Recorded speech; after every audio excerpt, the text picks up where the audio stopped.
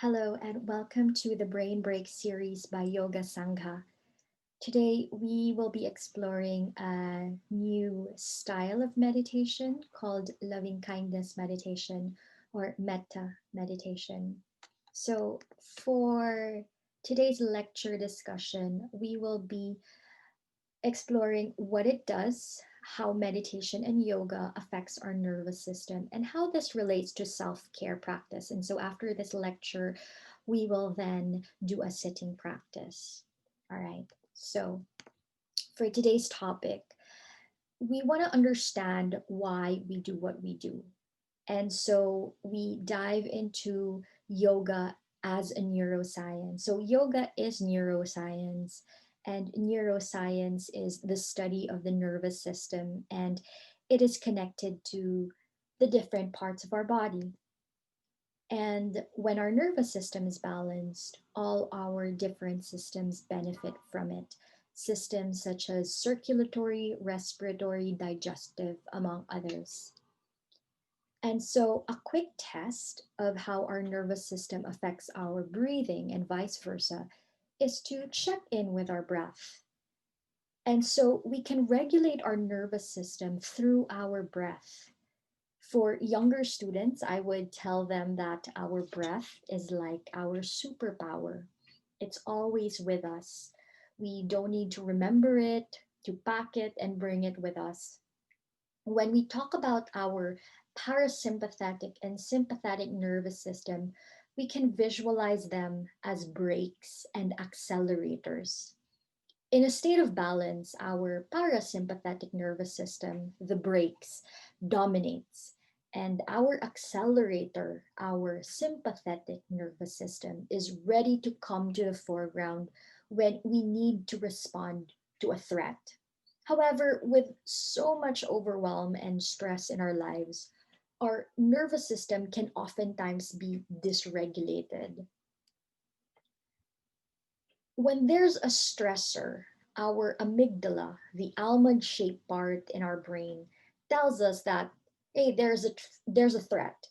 And so our neurons would fire out signals where we can respond accordingly. But in the modern times, our threats have evolved to psychological threats and is sustained over a long period of time, like pressure at work, mounting bills, um, chores at home, and all that. So there is nothing wrong with stress. It's part of life and we cannot escape from it. Stress is always present, but we can teach ourselves to be resilient. And a big part of resiliency is wiring our brain to make it better. So, just like how we train and strengthen and stretch our muscles in our asana practice, we also have to train our brain through repeated practice to make new neuro connections. So think of your brain also as a muscle. So our brain is constantly remodeling itself based on the experiences we go through.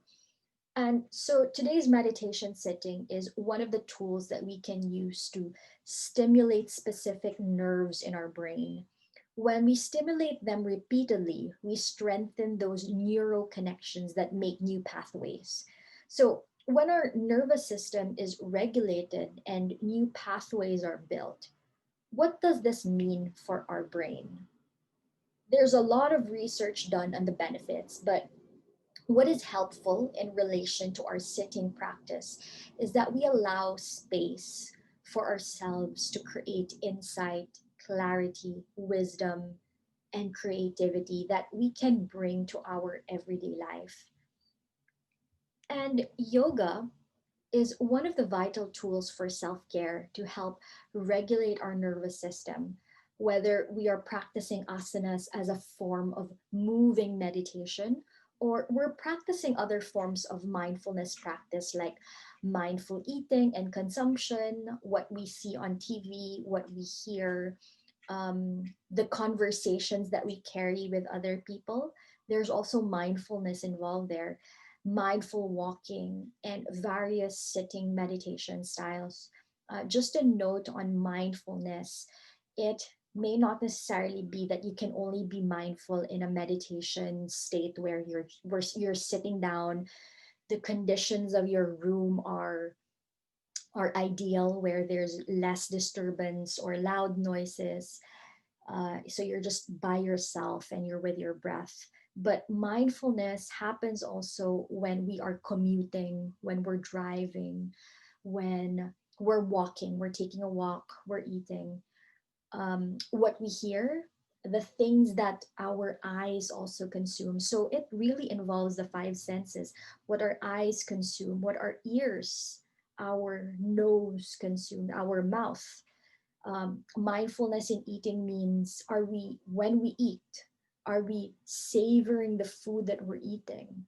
Are we, or are we mindlessly eating and at the same time doing something else, like watching TV or texting? So it it dysregulates our system, wherein we are less aware of what's happening with what we're doing, the activity that we're doing. And so let's say in the instance of eating, that it's so hard or difficult to check in if you're already full or not. And so there is a tendency to overeat, there's a tendency to undereat, especially if you're stressed. So it's really taking the mindfulness practice in our sitting meditation off the mat and into the real world. And so in today's session, we will be practicing a type of sitting meditation called loving kindness meditation. And so this is just one of the things that, one of the techniques basically, but mindfulness and other meditation styles vary from person to person. So maybe one style will, you will resonate more compared to the other. And this practice, this loving kindness meditation, this was a practice taught to me during my Vipassana meditation course. And it's called Metta meditation. So this inspired me to connect Metta meditation to self care with my love of study, connecting neuroscience behind our yoga practice. So, before we practice together, I'd like you to shift your perspective about the concept of self care. If you have a journal, write it out. Write in your journal what self care means to you. So it could be going on vacations, getting a massage, lighting aromatic candles, being with loved ones. Digital detox is a form of self care where you're not glued to your screen, your phone for a day. I personally do that. I would choose one day of the week to not be looking at my phone and just maybe painting, writing, reading a book, anything that does not involve screen time. Or your way of self care might be watching um, movies, binge watching Korean dramas. So whatever it is, tending your plants. So that's also a form of self care. So whatever it is that doesn't demand pressure from you, where you can be completely free from worries and obligations, and you find yourself genuinely enjoying and you are at your happiest. And maybe for you, enjoying your sitting practice means being in a cold room with your soft blanket wrapped around you, lighting a candle, or putting a warm eye pillow over your eyes if you prefer lying down in Shavasana, or having your humidifier with your favorite essential oil, having soft music in the background, and all these things. So set this up in every sitting meditation you do, whether it's a self practice or we're practicing together. And so before we settle in, I want you to also take a look at this holistic self care practice. So, this is It's a holistic self-care questionnaire actually that I ask my students to fill out and submit after sessions. So you'll receive a copy of this, so that you can see what tools you've been using and what aspects may need help with. So this self care questionnaire comes from the Institute of Functional Medicine. So I don't own this questionnaire. It's actually quite accessible, um, over the internet, and so it's actually a good gauge.